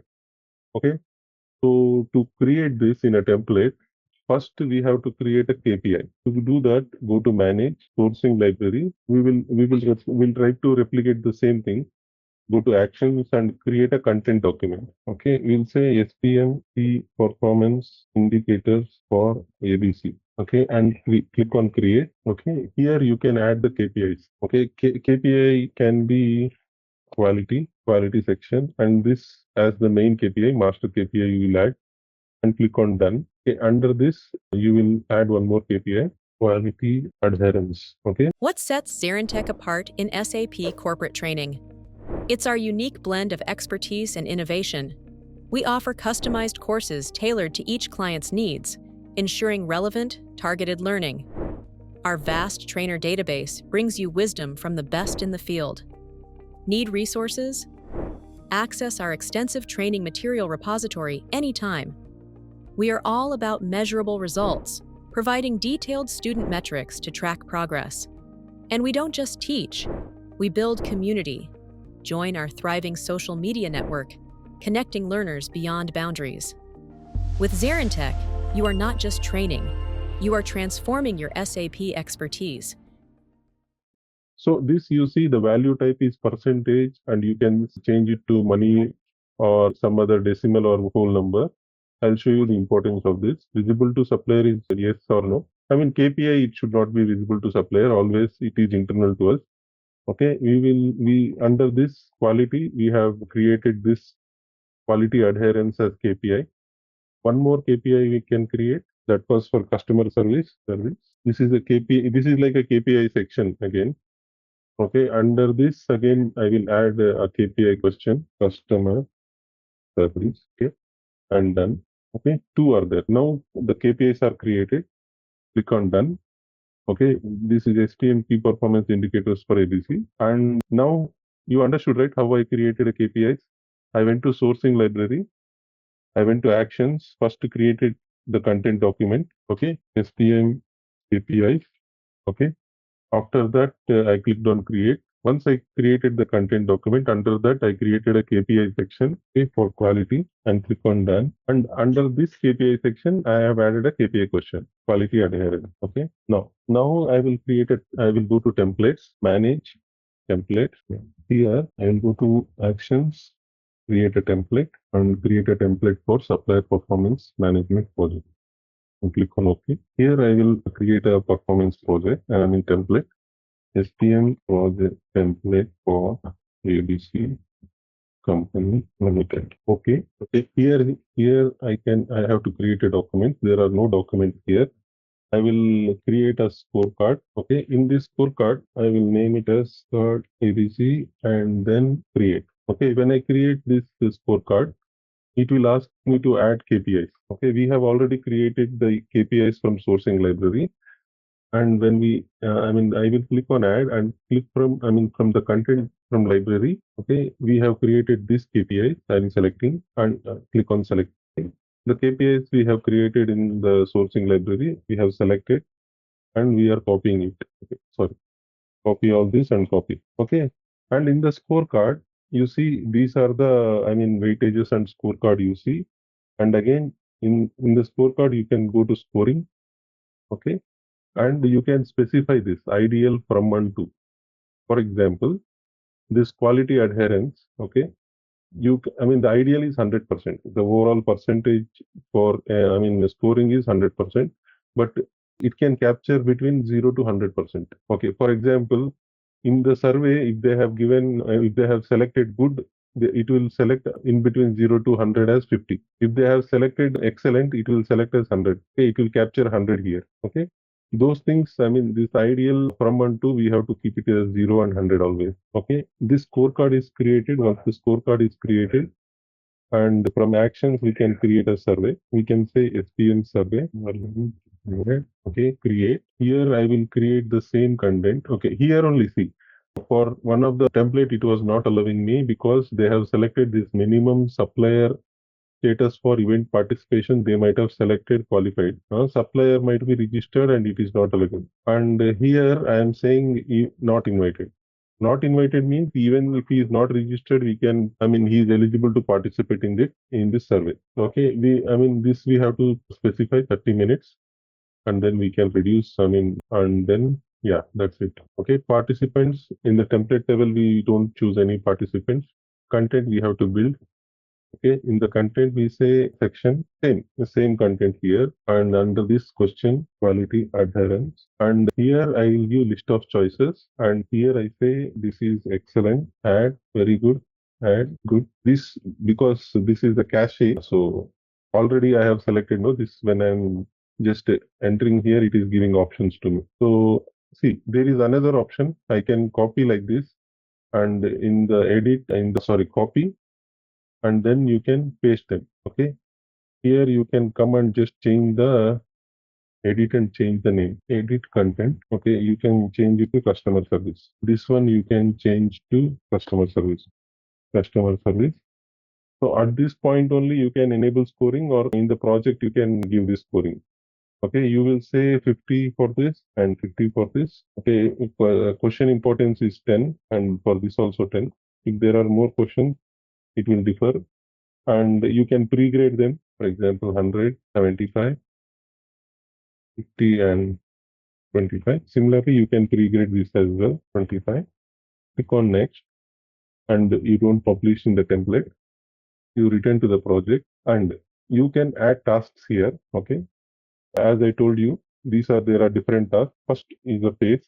Okay, in the first phase, this you can say this is initial task. Okay, and in the initial task, you can add some to-do tasks here. Okay, to-do task is nothing but your checklist. You say creation of, okay, and one more task, publish survey. Okay, and in one more phase you will add here. You will say this is monitor phase. Monitor. See, in the monitor, you will say I will open this monitor. You will edit this phase, and you will specify if it is recurring. Okay, usually this performance appraisals or this management, it will be recurring, right? You can schedule first of every 6 months, like that. Okay, in the same project, next time, again you can come and click on recurrence and start recurrence. The new recurrence will appear. Okay, instead of creating a new project. Okay, for this supplier in this project, any number of times you can keep on adding the service. No need to create one more project. Every 6 months you can come here. Okay, when you click on this, this start recurrence will be there. Once the survey is completed, after 6 months, you can come back and say start recurrence. Again, the survey will go to the supplier if you publish. In the same project, every 6 months, you can keep on adding the recurrences. Okay, in the monitor phase, you can add a approval task. So approval task is based on some document. So for this, for approval, say for approval for publish, you will add this. Okay, as we discussed, again, it can be serial, parallel, or custom. I am keeping this as parallel and adding this approver, and click on OK. And when you come to task, If you add any task, okay, with reference to a document, the document is linked here. You have created this task For clicking on this approval, document. one question for approval, we can directly just add a person, right? Is there a way we can put logic also, like some kind of logic into the approval? Yeah, we can put that. Yes. I will show you that. Okay. Yeah. See, when you come to team tab, okay, you can edit these team members, okay, add a group, and you can specify this as STM manager or something, okay, give him a role, sourcing, player manager, okay. Some manager you will select here and click on OK. And every time, the supplier manager who is responsible for this will approve it. Okay, there is one more thing I missed in supplier request template. I will show you that. Okay. And then once you have created this task, you can also create a conditions if you want based on the visibility. For example, only people of this commodity and region can view this template. Others should not view this template. You can make that condition. So you can add a condition stating for region one condition. You can state this as after there is an expression called all are true, or you can change the expression to any or true or none is true. Okay, and first this expression, then there is a field match. These are the fields within the project. Okay, like commodity, region, departments, all these things. Okay, let's say region, and the region, if it should be always equal to India. So India is not there. I will select APAC or United. Let's check what is there for United. America will be region Asia. Yeah. So I am selecting United Arab Emirates. Okay, this is the region and click on OK. I'll create one more condition, commodity, field match. Select commodity which is equal to, or you can specify which is not equal to, okay, or in this list. Okay, if you specify in this list, you can specify list of commodities. Okay, this way, all this list will be applicable. Okay, we can delete this, add a field match commodity, which is equal to, say, so we are selecting customer service every time, computer accessories. Okay, this one, I'll say computer accessories, click on OK. Now we have created two conditions, right? And in the overview, when you come here and there is a condition section, okay, you can add these two conditions. Also add any of the two selected or all of the two selected. So to view this template, so you can define here also the condition. You want both of the parameters to be satisfied, or any of the criteria satisfied is enough, or none of the criteria should not be satisfied. Other than this, if you select none of this, other than this commodity and region, people can view this. Okay, you say all of, for example, and I am clicking on actions and click on publish. Okay, now it is published. So our project name is SPM project template for this one. When I come here, create a supplier performance project, SPM for ABC, and I'm selecting ABC management. Commodity, I'm selecting some spare parts. Region, I'm selecting this one. Departments, marketing. Okay, our template is not there anywhere. ABC Management Limited. You see, this is the end of section. Okay, if I select commodity as computer accessories. So our supplier was under all commodities, I think. No. He was under computer accessories. No, supplier was under all commodities. But for template visibility, we have given commodity. They have to select his computer accessories. Okay. And then still it is not visible. We have selected a condition stating both should satisfy.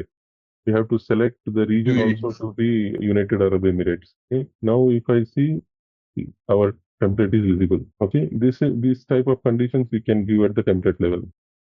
Understood. Here again we see the documents we have created and the tasks we have created from there. So it has come here and we can drag and drop this. Okay. And now, we have option to start recurrence. Okay, in the template, we don't see that start recurrence option. When we see the start recurrence, the recurrence will start. Okay, this is for March 2025. And again, after 6 months, one more recurrence will happen. Okay, that way. Again, we can go to SPM survey, edit this, and we will see the same content what we have created. Okay, scoring, and we can invite participant and send this survey to them. Okay. So I told I will show you something, right? 1 minute. There is something called buyer category assignments. When you are working on this supplier request form or any sourcing request form, anything, there is something called this buyer category assignments CSV file. Okay, this is called as user matrix file. Okay, in this user matrix file, this file is blank in this test system. That's why I wanted to show you this slide. So this CSV file will have what commodity, what region, and who is the user, what is this group. Commodity, region, username, group, and we will provide all other details like whether what password adapter it is. Okay, for all enterprise user, this is the default password. Password adapter 1 is the default password adapter code. Okay, and all regions are in abbreviations like USA, NA, Mexico. And you know what is UNSPC? UNSPC is United Nations Product Code. Okay, standard product code. Okay, each product code in a unlike in SAP, I don't know how it happens in Oracle. You generate, or you give a material range, and material get created within that range. I mean, the code is created within Oracle or SAP. We give the starting code and the number. So like we're starting with the MAT and then the number. So from there it will start the range. Yeah. So in Ariba, we don't create any material codes. This all comes from, I mean, these are, for example, there is computer accessories. Universally, there is a code for that computer accessories. For example, for keyboard, there is a UNSPC code. If you Google UNSPC code for keyboard, you will find a UNSPC code. So all the commodities, whatever we see in Ariba, all are UNSPC. System will not create them. We can find the commodity code initially. Whatever based on the UNSPC, all the commodity codes are uploaded. We will give range, and system will take user defined material codes. That is not possible in Ariba. Always a commodity code is recognized by UNSPC. Okay. But if you want to add a new commodity, like something which is not there in UNSPC, like no, you cannot add. This is all UNSPC only in Ariba. But you can assign this to a material group from SAP. You can link this commodity code to your material in SAP. When you are, for example, when you are integrating, I will show you. I will take you through the master data now. So if it is a standalone, only UNSPC will be used. Okay. If it is integration scenario, then if I say commodity, okay, there is the ERP commodity codes loaded. There are ERP commodity codes. From ERP, there are material codes, and there is a mapping between this ERP commodity to commodity mapping. If you see this file, this material, okay, this is UNSPC code, and UNSPC common ID for this material, and this is a material group linked from SAP. Okay, and when I say item category, there are only two item categories, whether it is a material or it is a service, and there is account type for each. Just to be clear. So material group, which will be in the SAP ERP, that will be linked to a specific commodity code, which will be Ariba, which will be in Ariba, right? Correct. So it will be one-to-one mapping kind of thing. Correct. Okay. So only we have showing UNSPC, but there will be multiple commodity code within UNSPC. This is like the type of the commodity code, right? Yes. UNSPC. Correct. So always see the common ID for all of this is UNSPC only. I think SPSC is also there. United Nations Standard Product Code or something is there, UNSPC full form, or sometimes SPSC will be there, Standard Product. They will remove UN also. Most of the time I have seen UNSPC only. And in this commodity map export, semi file it is called as. Okay, in this file you see each commodity is linked to the account type, material group, and what company code. Okay, and then the currency, deliver to, bill to. Okay, and general ledger. Okay, what does this mean? The general ledger, and whether it is a material or service, whether it is expense or capital. When you are creating a PR, okay, using this UNSPC code, material, commodity code, all this will be automatically displayed. Okay, you can use only for expenses. Sometimes if it is this commodity is mapped to expense category, you cannot use it for other account type. If it is only for services, you cannot use it for material or something like that. Okay, and by default, the general ledger will be displayed. default, I mean, you can default few things like general ledger, account, item category, account type from the material code. Here, everything is from what I understand, I'm getting slightly confused here. Like UNSPSC is a type of commodity classification by US. But what is the classification? What is the classification of the commodity? That I can't see anywhere in this list, like which is mapped. This is the type of the classification, right? UNSPSC. No. Irrespective of whatever the type it is, the common recognition of any ID, commodity code in Ariba is UNSPC only. Okay. For example, this is what item, I mean, for example, you mention any item, UNSPC for a monitor. Okay. This ID only used in Ariba. So where is this ID in the mapping? Like which field is there? 4321190. Where is that in that particular? Common ID. This one. Okay. This is okay. Yeah, that's what I was asking. I thought this will be some kind of a bit descriptive, but it's just a code. Yeah, no, this is test system. No, see how jumbled it is. Nobody created it properly. In real time, I mean, you have to prepare it correctly. You have to give correct general ledger account asset class. If it is belong to asset, you have to give correct asset class. You have to give whether you have to use this commodity for service or material. This particular thing in case we are not using SAP, correct? No. If you are not using SAP, you will not fill this material group only. Otherwise, irrespective of whatever it is, you will use all these things. Okay. Yeah. I mean, even if you are not integrated, if it is integrated, you will fill this material group. If it is not integrated, also you can have all these other things. Okay, company code. All so our this GL classification, everything will be happening on this commodity level, right? But yes. What I am trying to understand here that we are having GL class, asset class, and all those things. Usually, when we are purchasing anything, we have this accounting details, right? So let's assume there is a non-catalog purchase or even catalog purchase. It can be for the different account codes, right? Yeah, we can change it. It will get defaulted from this, but we can change in the PR. For example, see. Okay. Yeah, we can change. When we are creating a PR, we can change it. Okay. Yeah. So this will just go as a default, right? But defaulted. It will get defaulted. The same way we do in our side also, like in the item classifications and all. Yeah. We have these details. This gets defaulted, but you can change it. Yes. Okay. See, I was talking about this one. Okay. Buyer category assignments. Okay. How this file is useful. So I was telling this and came to the UNSPC. So here in this file, commodity code domain always remains UNSPC. You have to give the commodity code, region abbreviation, business unit, name of the person who is responsible for this commodity code region, and what is his group. Okay, understood? I mean, commodity code domain, commodity code region, the user and his group.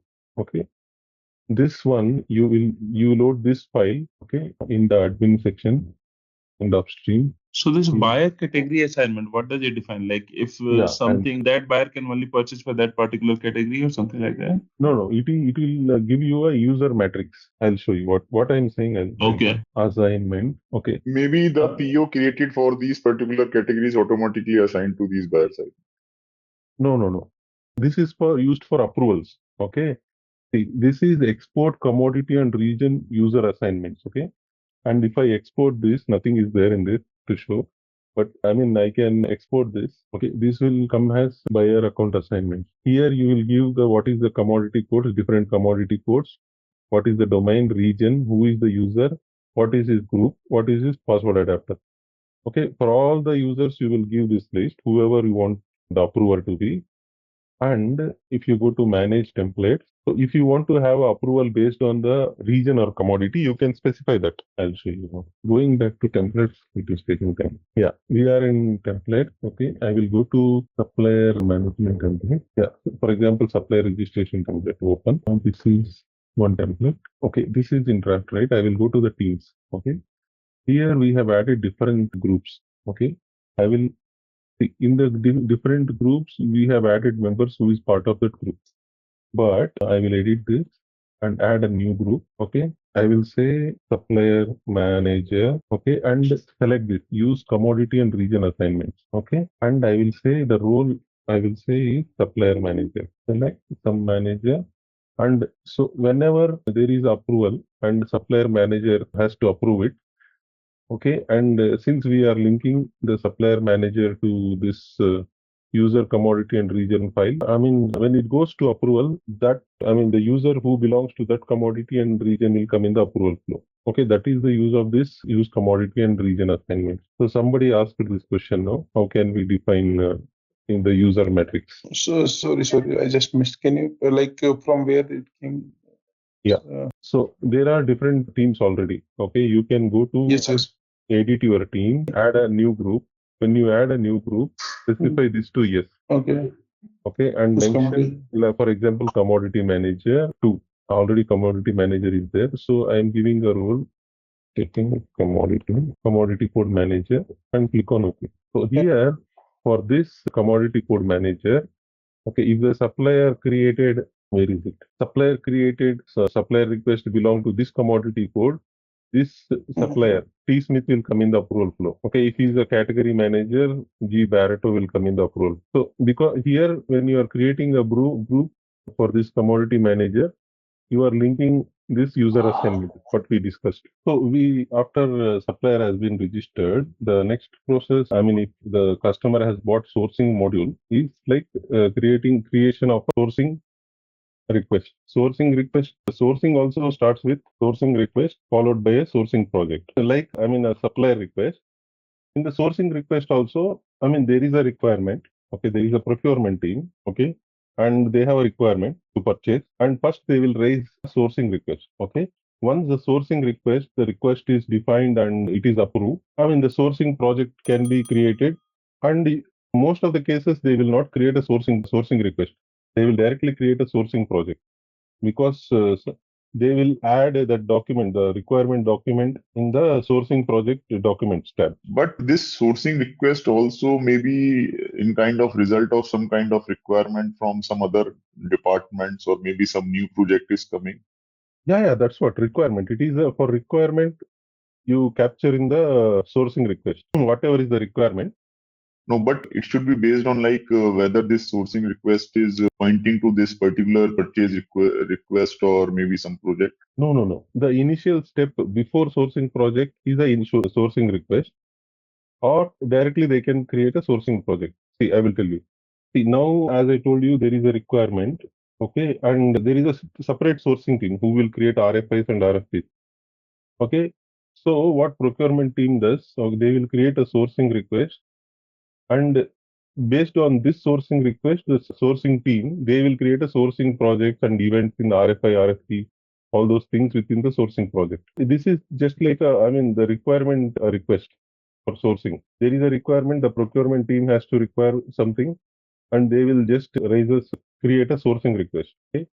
So you know why the sourcing is done, basically to do the negotiations on the prices, okay, to identify and qualify suppliers, negotiate best value agreements, derive optimal award allocations, drive project collaborations, okay, manage the knowledge and everything. Okay, the end of the day, they want to achieve the savings. This is about product sourcing. So this is creation of a sourcing. I mean, I will show you sourcing request first. Create a sourcing request. This will also have a template in the backend, sourcing request template. Okay. I'll say no, region, department, baseline spend. Okay. So what is, I mean, this is very important, this thing to know. I mean, once this sourcing request is created, they will say the baseline spend for this is some 50 million, for example. So, and the target savings they want to achieve out of it is 20%. Okay. So they are saying our spend for this requirement is some 50 million. I'll put more zeros, I think. Okay, $50 million USC. And I want to achieve 20% savings out of this. Okay. And what is the project region? You are asking for a new requirement, or there is already a supplier who is providing this and you are not happy with him, or you want to do a contract renewal with him, or a market research, or meeting a savings goal. Okay, you can accordingly choose what is the project reason you are creating this, and specify for which commodity you are doing this sourcing activity. See, whatever fields you are seeing here, okay, these are all standard fields. During implementation, if you want to add any purchase or company code like the custom fields, you can request SAP Ariba and during implementation workshops, and they will enable those custom fields here. I will show you that. So now this is a single, first project. There is no predecessor project before this. And we have to select this execution strategy. So what is a multi-level RFI you are going to do, or you want to go with a reverse auction, or you want to go with multi-stage event, RFI, RFP followed by auction. Okay, at this case, you will say multi-stage event, and also you have to select a commodity and select some template, sourcing request template, and create a sourcing request. So here, this is only a repository. In the sourcing request, you can add a document. See, for example, this is not an event. This is a Excel for requirement. In the sourcing request, you will not have any RFI, RFP. You are just giving what is the requirement. Like you want to procure all these things. Okay, two-wheeler, all these things you want to procure. You have mentioned in a normal Excel sheet and loaded it in this documents. How to load this document? You can go to option actions and upload a document. Okay. And the Excel can be loaded here with this requirement. Okay. And once this is, this project is okay. You can add a sourcing project in this. Whoever receives this sourcing request, they will see what is the requirement. Okay. And then they will add a sub project here. This sub project can be your sourcing project. Okay. If there is no sourcing request created, directly you can go to home page, create, you can select create sourcing project. Okay, this is the sourcing project. Okay, under sourcing project there are two types. Okay, there is a full project and a quick project. Full project is like a sequence. Okay, you should start with you can start with an RFI. You can create multiple events. For example, you can start with an RFI followed by an RFP or an auction, or not. If the information is already there, you will not go for information. You will just create multiple RFPs, okay, and then create auction, okay, in the full project. But in a quick project, it is you can create only single event, okay. Either see, a quick project when they will do is like see, there is a requirement and they don't have time. Okay, they say in next 2 days I want the quotes. In that case, they will immediately create a single RFP. They want to go a single auction. They will create a quick project. That is a quick. 1 or 2 days they want quotes from the supplier. In that case, they will create a quick project. In quick project, only one event can be created, not multiple events. Full project, it is a full cycle. You can create a full cycle or multiple events. You can choose full project. Okay, first we will create a full project and see, and next we will create a quick project. In full project, you can specify whether it is a test project or not. I will say it is a test, and then it is all populated from your sourcing request. Okay, project region, new requirement. Here, execution strategy, you can say multiple stage event. First RFI, RFP, and then auction. Okay, so here you are giving whoever is the watchers in this project the anticipated contract effective date. For example, you are inviting so many users, okay, and in the team tab you are saying by end of April 30th we want to start the contract. Okay, this is a notification to everyone. So everyone will work on this timeline. So they will try to get all the bids from everyone. They will do the analysis and start the contract negotiation and sign it before this date. Okay. So this is, keynote to everyone. We have to complete this sourcing activity by sourcing and contract activity by 30th April. Okay. And here, if you want to integrate this with the external system, there is no integration. If it is a standalone, this is not required. If you are integrating, then you have to select you are integrating it S4HANA. Then it will ask what is the company code in S4 purchase org in S4HANA, purchase group there. All those things you have to enter. For now, we will see without integration. Let it be. Here, when we have created this, here also there is there are these are all standard fields coming from Ariba. They have given all these standard fields. If you want any additional fields during implementation, custom fields, you can request during implementation and SAP will create that custom fields. Okay. And if you have created, you can give a description of this. Okay. What is the sourcing project about? Okay. I will give to identify this. Okay. What is this sourcing project for? What is the description? And then previously, if you have created any event, you can copy from that event. Okay. Then you can select the template, or you can select this template, whatever template you want to create. If you are selecting this template, this is a guided sourcing template. So you heard about guided buying, guided sourcing, guided buying, guided sourcing? No. Okay, so guided buying is extended UI, user interface for buying and invoicing. Okay, similarly for sourcing activity, extended UI for the sourcing is guided sourcing. Okay, so you want to use the guided sourcing template, it is asking. So first we will see the classic sourcing, then we will switch to the guided sourcing. This classic sourcing, I will select this template and create. So this will also be similar.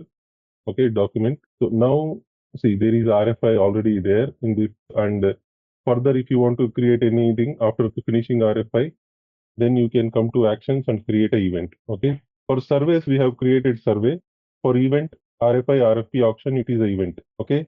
And when we are working on sourcing request, we have created a sourcing project using sub-project. Okay. If it is a standalone, I mean, without sourcing request, you are directly creating a sourcing project, then you can come here, sourcing, create and create a sourcing project instead of going with sourcing request. I see 90% of the companies, they will not use sourcing request. They will directly create a sourcing project. Suppose, let's say, department needs some items, okay, to purchase, and they have created a requisition.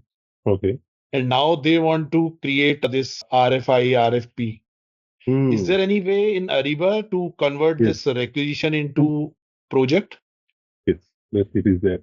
So I will create a requisition. Wait, I have to go to change for that. Okay, see, this enable collaboration is there. Okay, first we are creating a non-catalog item. Will create a test for ABC management. Okay, I'm creating a PR now. Don't confuse. I mean, I'm selecting this commodity and material group and account type. Account type is not populated. Maybe I select a different commodity. Yeah, account type. See, for some materials, we saw that in that file now, there is no account type set. So when we selected this material group, there is a cost center. Okay, see, multiple cost center they have created. So a cost center is there. And item category, we can use either material or service. Okay, I'll say material. So price you can provide here, stating some 500 USD dollar. And you can select the supplier. Okay, our suppliers are not there because partition is not set now. They will not come to downstream. See, now I am enable collaboration. We have created a PR and I'm clicking on enable collaboration. Okay, when we click on enable collaboration, it is asking invite. So at the PR stage, okay, when we click on enable collaboration, it is go to the sourcing activity. Understood? Okay, here you have to add new supplier, one more supplier, add one more supplier, click on OK. Okay, bidding type you have to select. Okay, new. But one thing, normally a PR is created by the departments. Yes, correct. They will be having this option to invite suppliers from their side? Yeah, we have to guide them. Yes, of course. So if at the PR point of view, they don't have any suppliers. Yeah, good question. See, like they will enable this collaboration and add to cart and proceed to checkout. Okay.